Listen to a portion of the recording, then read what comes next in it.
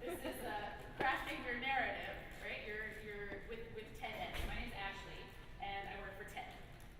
So if you did not intend to be in this room, my feelings will be hurt. If you have somewhere else that you want to be, that's totally fine. But I would love to know why those of you that are here on purpose, why are you here? What made you decide to come here? Yes, sir. It focuses on the student rather than new technologies. And all the other ones sort of seem more like a PR event rather than education. Rather than a skill for you. Yeah. For you and us hearing from you all as the competitors, right? As the participants. What else? Oh, yes. It's sponsored by TED. How many of you all have already heard of TED or TED Ed? Okay, I guess it's kind of a self-selecting group, so my guess is that you might not have come here to do that. Already heard it. So what do you like about TED? What do you like about TED? Like interesting presentation that you would find. Okay, presentations that you wouldn't find anywhere else, ideas that you might not have encountered in other places. I just feel like there's a lot of really different things in TED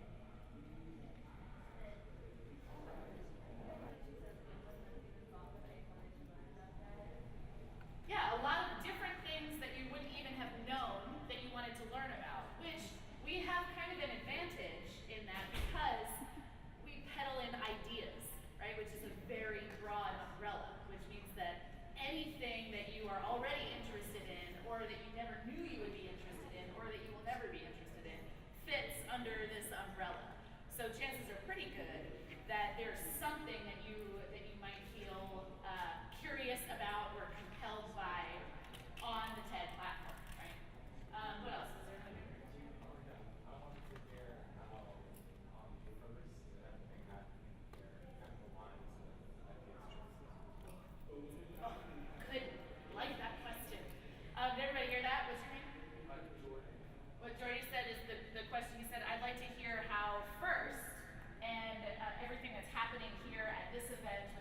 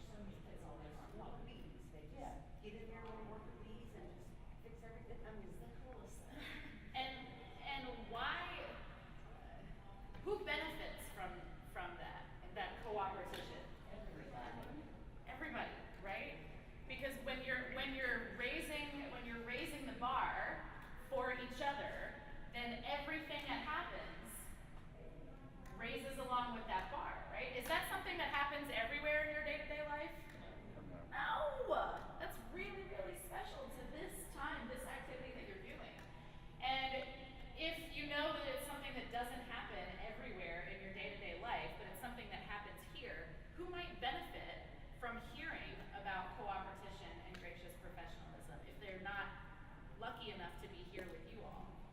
Who else might benefit from that? Literally anyone. Right? Anybody not here would benefit from hearing about a competition where the competitors are actually helping each other be better. Right? That's a game changer, whether you're here or whether you're not.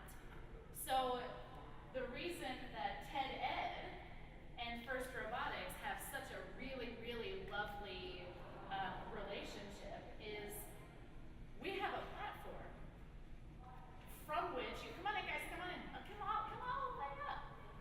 We have a platform that will share the ideas that you all already have. You already have this on lock. That's a refrain, right? Cooperation and gracious professionalism. How many in here have heard those words before? And how many do you think outside of this event have heard those words before? Maybe not that many. But there's an idea worth spreading, don't you think?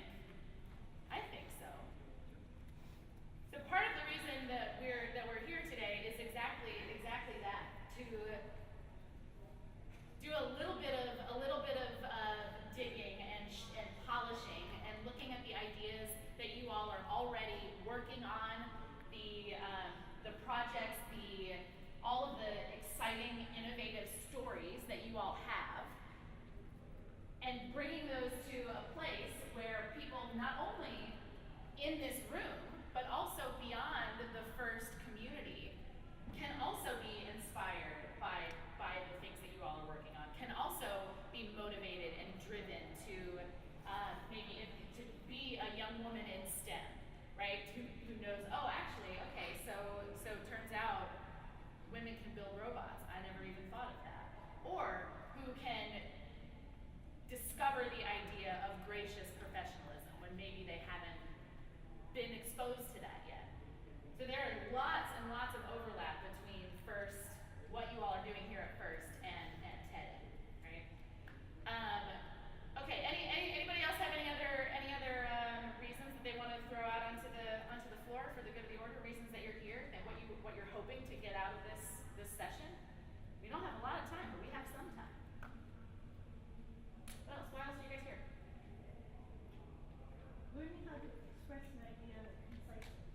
It's great if you have great ideas, but if you can't express it in a way to understand, it doesn't go anywhere. Doesn't go anywhere. So, how many of you all have explained FIRST Robotics or tried to talk about what you do here to someone who's never been? Yeah? How many of you all thought it went really, really well? And they totally got what you were saying and were like, oh yeah, I'm gonna do that also. Most of this, I'm getting this.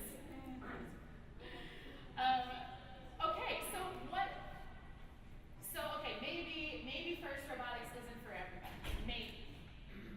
I actually kind of think that if we're doing our job as I don't know how to change the part. Cooperatitioners. Why not? Y'all made it. We made up cooperation. We can make up cooperatitioners. Cooperatitionalists. Okay, we'll work on the messaging. Yes, all of these are good. If we're being good, those things, then that means that really anyone we're talking to about FIRST should be able to say, whoa, that's really cool. What a great idea. What a great way to engage with other students who are from this country or from another country, right? So that's what we're going to talk about today. We're going to talk about what is it? How do you capture a piece of a story in a way that really connects with other people? So when I was in college, I should say since a handful of you all recently, who just joined us. My name is Ashley, and I run a program for TED called TED Ed, right? So TED has a youth and education initiative called TED Ed, and I run programming for TED Ed, which means that basically anywhere in the world where there are youth ideas that need to be shared, my job, my team's job is to try and figure out how we can share those ideas. So maybe it makes sense to you why I would be in this room, because there are a lot of young people here and a lot of ideas, and we want to share those ideas. So I want to show you all something. Actually, I might. How many of you all have spoken in front of a large group of people before? Yeah. How many of you all really are terrified by speaking in front of large groups of people? So there is how many of you all are totally comfortable with it? Or like, yeah, I got that, no problem. All right, couple. I do it pretty regularly, and I get it stains and sweaty palms. There was any of you all know the comedian Jerry Seinfeld? So he told a story. Well, he has a bit, and he says that it's from a study. I don't actually know. I will not present this as scientific evidence because I don't know what recent studies have been done. But came out a long time ago that anybody know what the number 2 fear in the entire world, or maybe I'll say in the United States just to be on the safe side. Number 2 fear. What? Death. Yes. Number 2 fear is death. Number 1 fear, public speaking. That's right. Which, as Jerry Seinfeld put it, means that at a funeral you'd rather be in the box than the one giving the eulogy. Kind of crazy, right? I had an experience a long time ago when I was in college. I did volunteer work. So there's a community center. I went to the University of South Carolina. Anybody by chance from the southeastern United States? Where are you all from? Florida. That's close to the University. From South Carolina. Jordan. Rand lives in Jordan. Louisiana. Oh, we got a lot of Southerners here. Okay. What about you? All right. Okay. The Upper Carolina. I volunteered at this community center in Columbia, South Carolina. It was kind of a rough neighborhood. It wasn't actually a community center. It was one half of a barber shop. And there was a man named Eddie B. Lloyd who was, he was probably about 45 or 50, but he looked like he could have been 70. And he was so committed to this community center. He would be there every day in the morning before the kids went to school. He would unlock the doors just to be there. And he wasn't a tutor, he wasn't an educator. He just wanted the kids in the neighborhood to have a place to be able to go before and after school. They would get off the bus, the center would be open. They would hang out for 2 hours, 3 hours, and then they would go home. He would lock up. He would decorate the neighborhood. I remember one time he made me, I said, Mr. Lloyd, what do you want to do for Christmas? He said, well, actually, I've got all these bows. And he gave me a box of like velvet bows. And I was like, well, Mr. Lloyd, what do you want me to do with these? And he said, well, we're gonna go tie them up on the light posts out in the neighborhood. He meant the street lamps throughout the city of Columbia in this neighborhood. It was the middle of winter. There was nobody around there. I mean, it was like the equivalent of having a street lamp right here. And I would go, and he had a little step ladder, 2-step. I would climb up 2 steps, tie this bow. Nobody. I don't know that anybody ever saw these bows. And my fingers, I was freezing cold. Mr. Lloyd wanted bows on those lampposts, and Mr. Lloyd got bows on those lampposts. And he, for 30 years, I think, he opened this community center for the students in this neighborhood of Columbia, South Carolina. And he passed away way too early, way too early. And his mother asked if I would speak. He was a quiet man, very, very humble. I never saw him with anybody other than his mother and the neighborhood kids. And she asked me if I would say a few words at his funeral. I'd never done anything like that before, but I said, well, of course, Mrs. Lloyd, I would be honored to do that. So she told me the name of the church in Columbia, South Carolina, and I assumed it would be, some like the other volunteers who were at the center, and it would be me, and it would be the Lloyd family and some of the kids from the center and maybe their parents. So I was running late, and I show up at this church, or what I thought was the church, and I couldn't find a parking spot, so I'm driving around trying to find a space.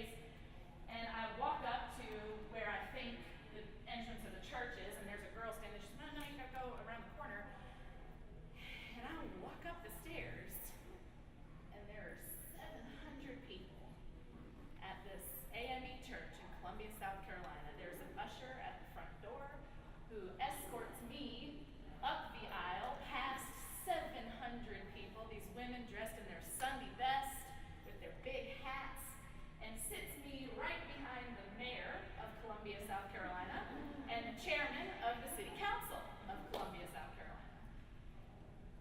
Y'all are blacked out. I remember so very little of what happened after that because I'd written down an Oscar Wilde quote and was going to tell a story about how Mr. Lloyd wanted me to put bows on those lampposts because those were the things that were important to him because he believed in his community and in his town and wanted things to be beautiful for his kids. I think that that's what I said, but I was so nervous. I have no idea what came out of my mouth when I got up there. And just before me, there was this reverend. I can't remember the name of the church, but he was. I don't know if any of you all have ever seen Black Methodist preachers before.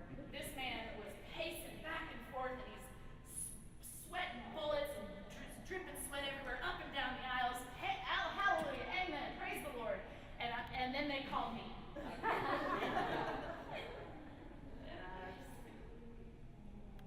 Hey, everybody. I was a college sophomore. I had no idea who these people were that I was in front of. I had no idea that Mr. Lloyd was so venerated in the community. And I got up there and I spoke, and while I was speaking, I felt people started yelling at me, and I got really nervous because I heard women yelling at me, and I stopped what I was saying and I looked up and I was trying to figure out what was happening. I was confused, and it finally dawned on me that what was happening was the women in the congregation had stood up and were preaching. They were praying with me. They were saying, "Amen, praise the Lord, amen, praise the Lord." Everybody was on their feet. So while I don't know what I said, I know that it landed somewhere. And that by virtue of the fact that I told that story, something happened in the room. So afterward, the mayor of Columbia and the chairman of the city council said, "Oh, well, if you ever need anything, you let us know." Yeah. Which, had anybody ever said that about this community center in this cruddy part of Columbia, South Carolina? No, I don't think so. And did they actually, answer my calls after that? That's a different story. But regardless, they said it.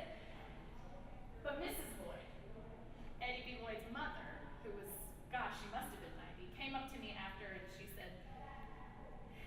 said, "No, nobody sees him like that.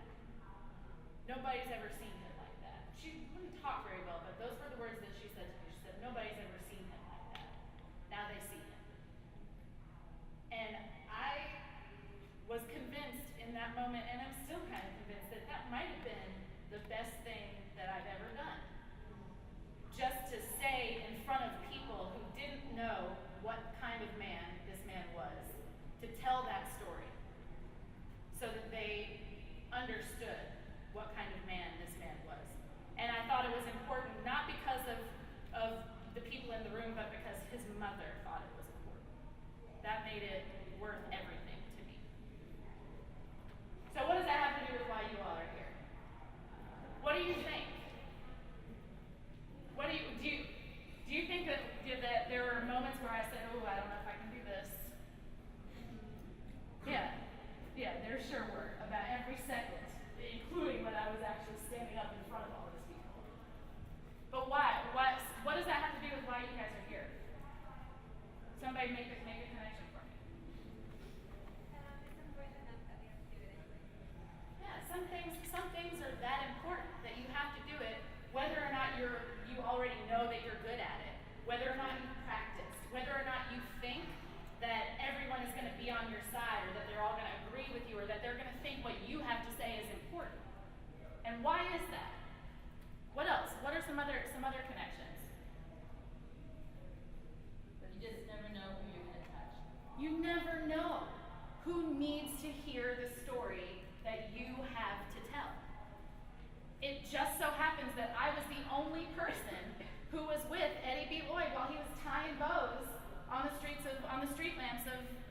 Columbia, South Carolina. It just so happens that you all are the only people that have the experience that you have, that learn cooperation in the special, unique way that you learn cooperation. You are the only one that has the story that you have to tell, but you are not the only one that needs to hear that story. So, what I'd like to do now is, we might need to, can we are these chairs? Can we move some? Okay, so they're not super, they're attached, but let's get into groups, and you can just like kind of cluster. Let's do maybe, I don't know, 5 or 6, just sort of turn and face the people, maybe you guys this way, maybe you two here, or you guys this way. So introduce yourself to somebody you haven't met yet. High five.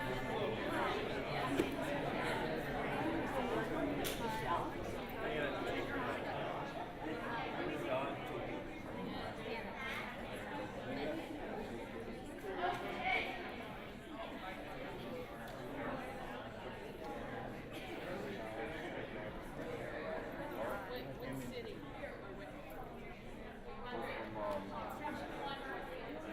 All right, so what I would love for you all to do right now, we're going to take 8 minutes.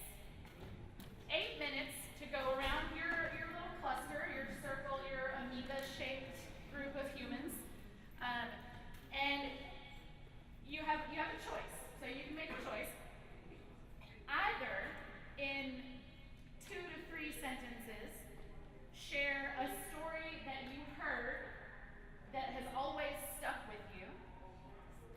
Maybe you want to share who it is that told you the story, or what it is specifically you remember from the story. And it's going to be challenging to do this in just a few sentences, but I think y'all can do it.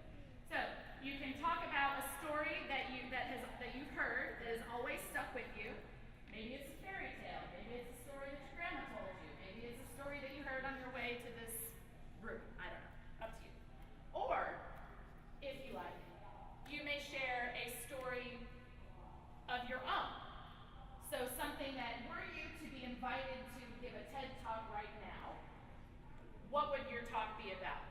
Maybe it's something that you learned when your robot arm exploded, or you had to do a re-qualifying thing when someone left a thing on the thing. What? Someone left a what on the, what happened? A what? Big cardboard box. A box on the field. Maybe you tell a story about that time you had to do a re-qualifying event because someone left a box on the field, right? So, okay, you guys get that two options. One is in 3 sentences or less, a story that's always stuck with you. The other option is if you were to be asked to give a TED Talk right now, what would it be about? 3 sentences or less. Y'all with me? Give me a thumbs up if you're everybody now. Okay. All right. 8 minutes. Starting now.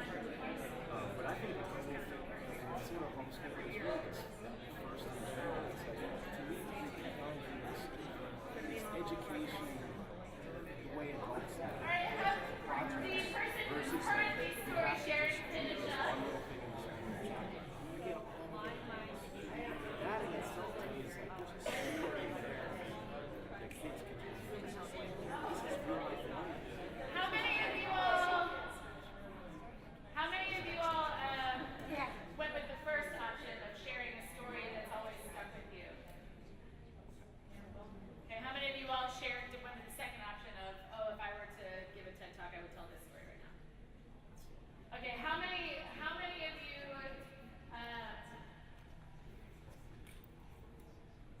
no, who from your group can share a story that someone else told them about that you thought was interesting, or oh yeah, that's a cool story, or that story might stick with me too. Yeah. Sarah here told a story about how when they were out talking to businesses, they personified the business and how it's kind of a cruel world. How if you a bunch of crabs were in a pot, and a couple crabs had a chance to jump out to be free from being boiled for a nice lunch, that even if they could, the other crabs would keep boiling them down because. Yeah. So like, there's a place that like boils a lot of crabs. Like they're a huge restaurant, and they'll have a pot and they just boil them alive. So they're all alive and they're stacked to the top. And some will be able to get out, but the crabs will pull them back in. Yeah. And that's just the nature of crabs. They do that. So. They've got all those legs. That's a pretty powerful. That's something that might stick with you. Why? It's an image, right? Like it's a it's an intense image to think about. To think about crabs in a pot. They're all the legs and they're all frantic and they're trying to get out, but they can't. That's a lot of emotion. There's a lot of emotion that's happening there. What else? Who else can explain or share about a story that they heard in their group?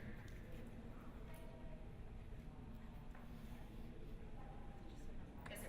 So in our group of six or eight, there were three stories that recurred amongst the group, and they were all about their how their parents brought them up related to food. That the parents always took less and gave the kids more.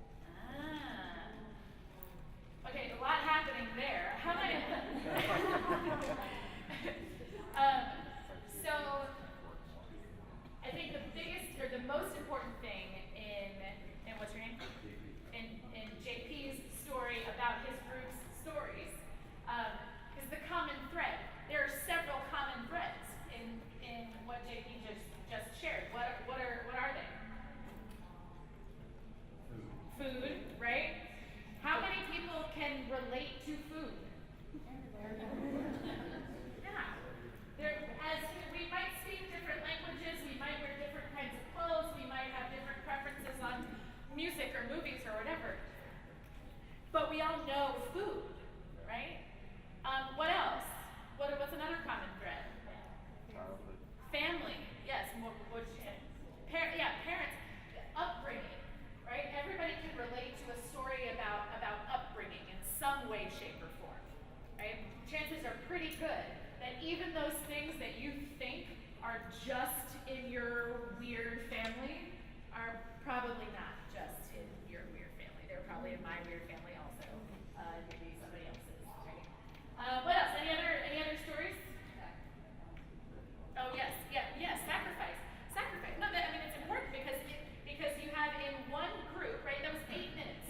8 minutes, and we're talking about 3 different humans who were able to connect on all these different levels in just 8 minutes, right?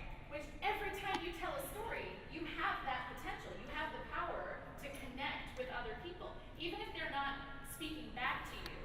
It's happening in their brain. It's happening in their heart. It's happening in their mind, right? So I think that's a really, really good one. Any other stories? So I really liked what she shared. She said that in her team, they wanted to go. She wanted to go help out the other teams and show gracious professionalism.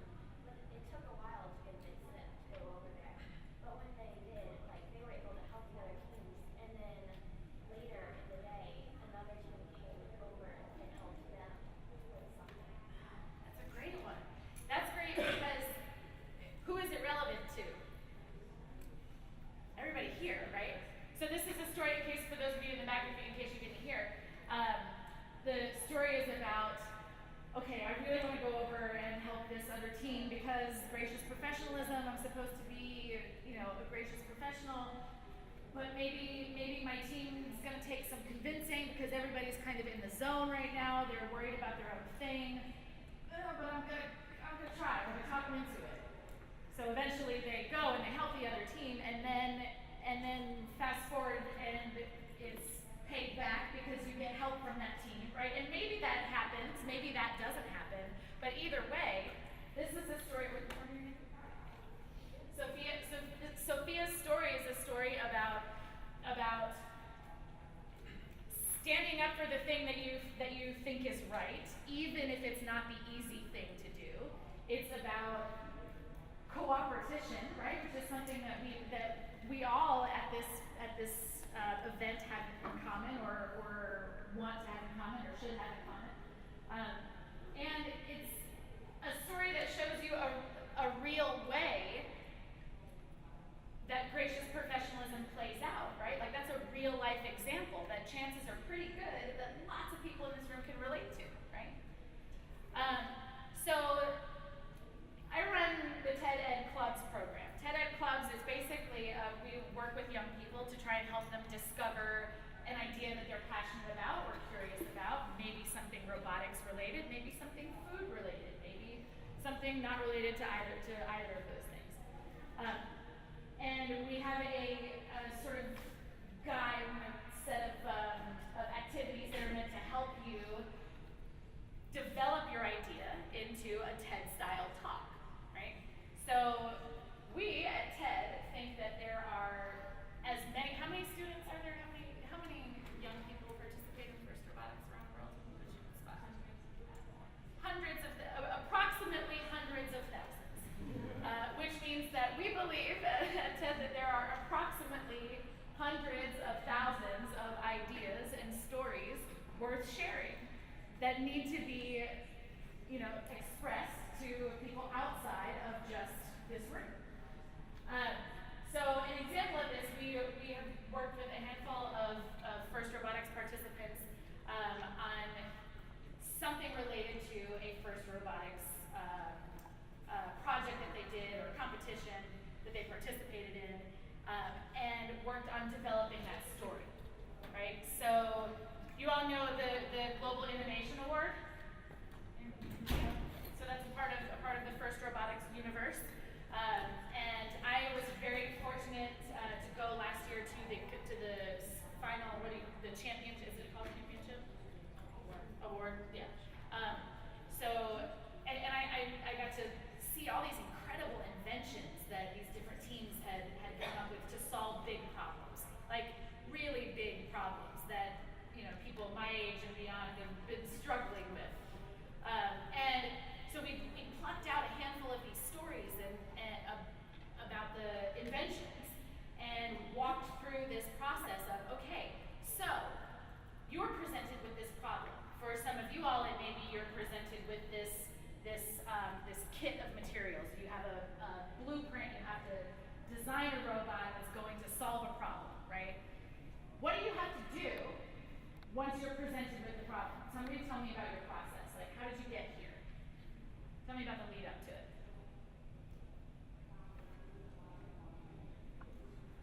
You all didn't build robots, right? That happened? Am I making that up? Am I in the right room? Yes. So one of the first things that our group did was started with what does the robot actually have to do?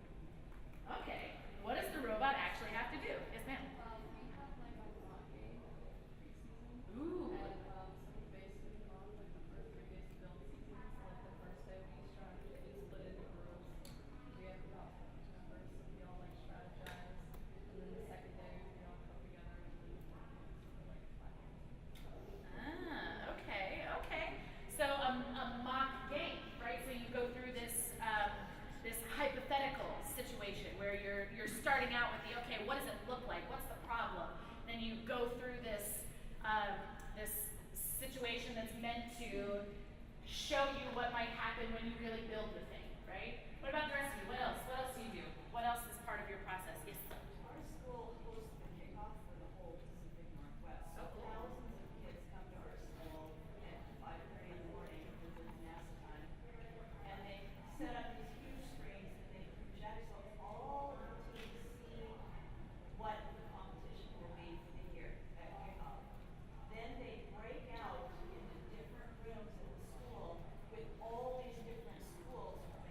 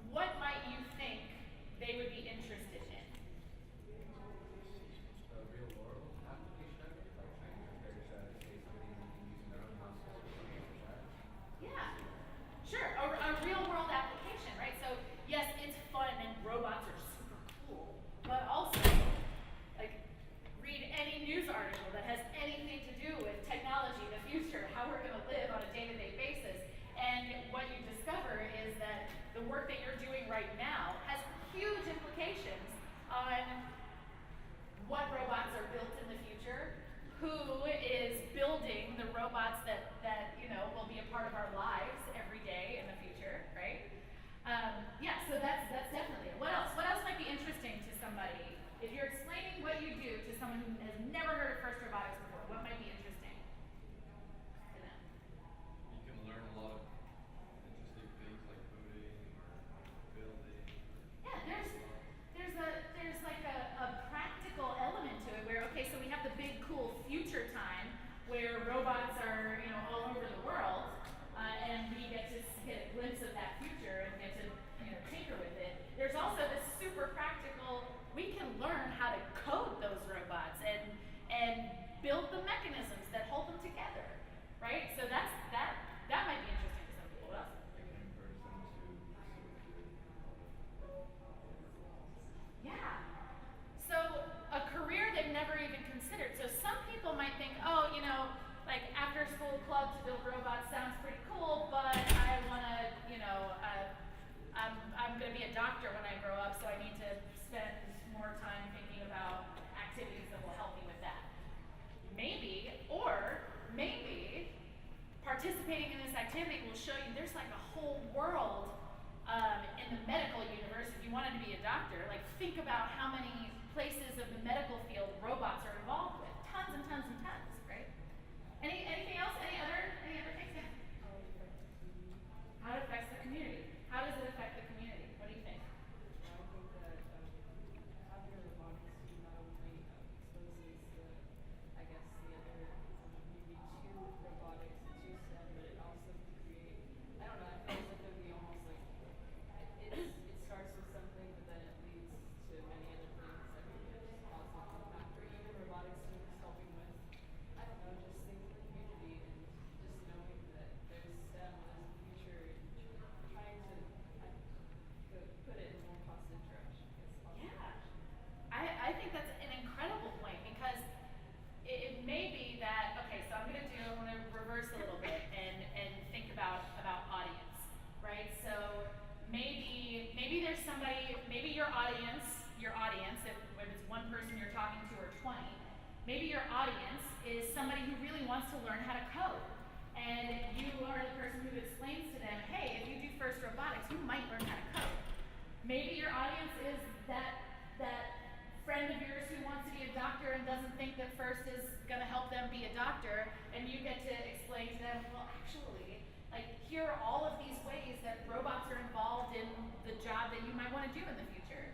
And then you have this community piece, where maybe your audience is a parent in the community, a teacher at a school who doesn't have a FIRST Robotics team, or a mayor, right? Somebody at a local government office. How many of you all talk to members of your community while you're going through this process of building your robot? Yeah, that's huge.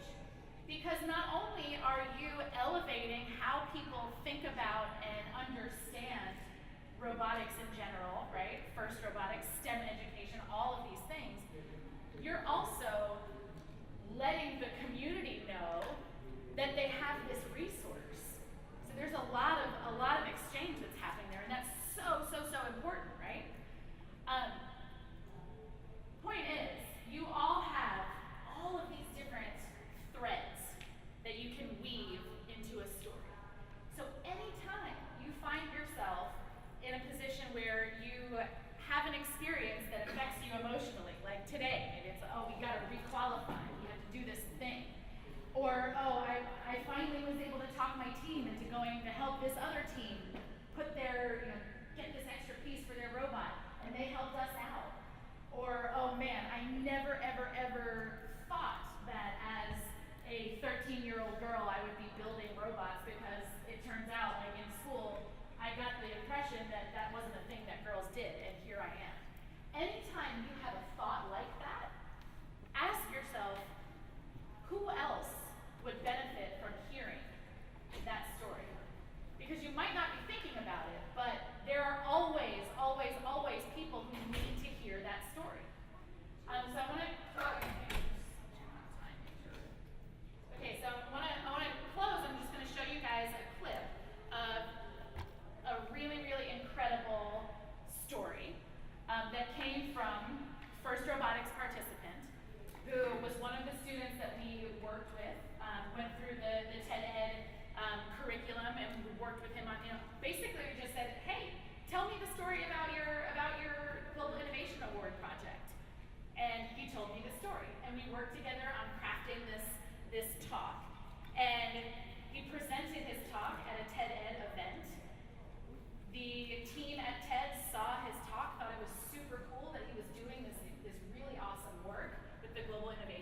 program.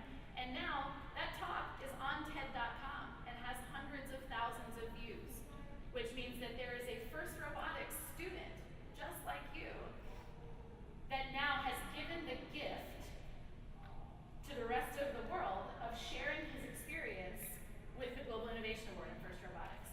So his name is Ashton Copper, and I wanted to show you. You won't have time to see the whole thing, I don't think, but I just want to play this for you guys because it's so cool.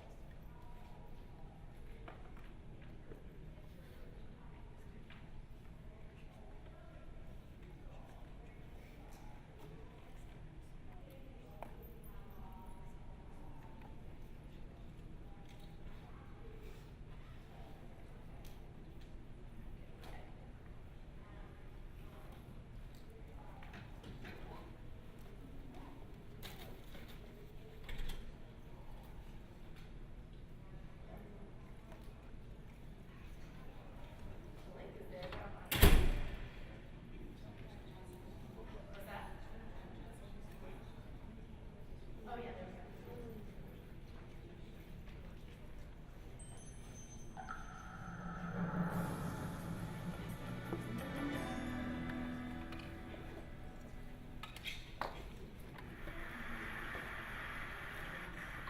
It was just an ordinary Saturday. My dad was outside mowing the lawn. My mom was upstairs folding laundry. My sister was in her room doing homework. And I was in the basement playing video games. And as I came upstairs to get something to drink, I looked out the window and realized that there was something that I was supposed to be doing. And this is what I saw. No, this wasn't my family's dinner on fire. This was my science project. Flames were pouring out, smoke was in the air, and it looked like our wooden deck was about to catch fire. I immediately started yelling. My mom was freaking out, my dad ran around to put out the fire, and of course, my sister started recording a Snapchat video. This was just the beginning of my team's science project. My team is composed of me and 3 other students who are here in the audience today. We competed in FIRST LEGO League, which is an international LEGO robotics competition for kids. And in addition to a robotics game, we also worked on a separate science project. And this was the project that we were working on.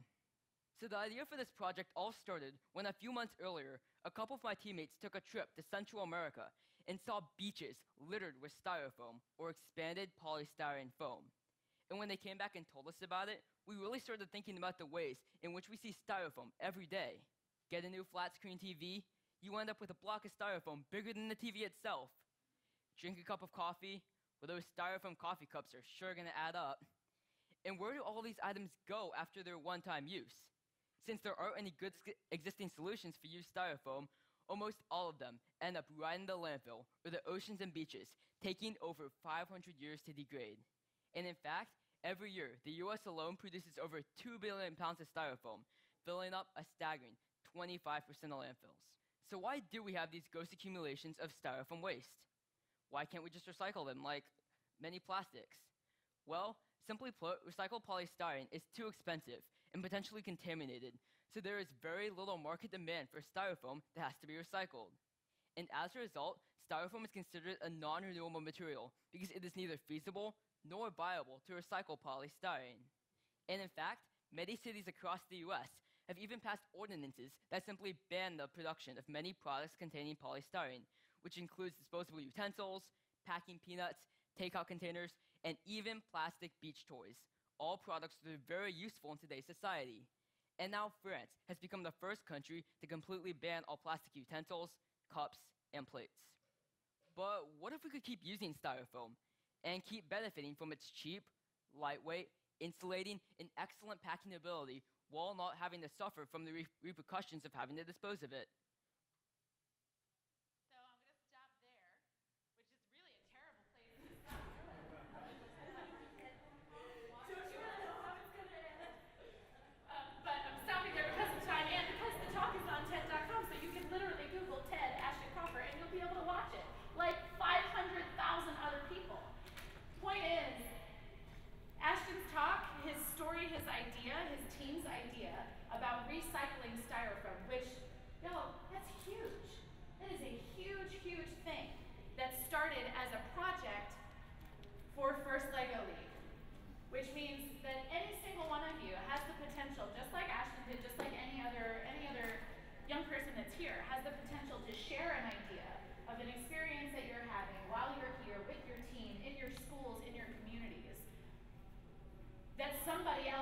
world is going to benefit from.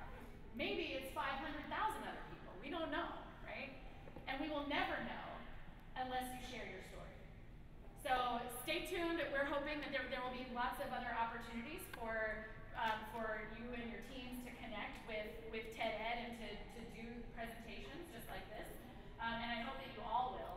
And even if you don't, you just remember that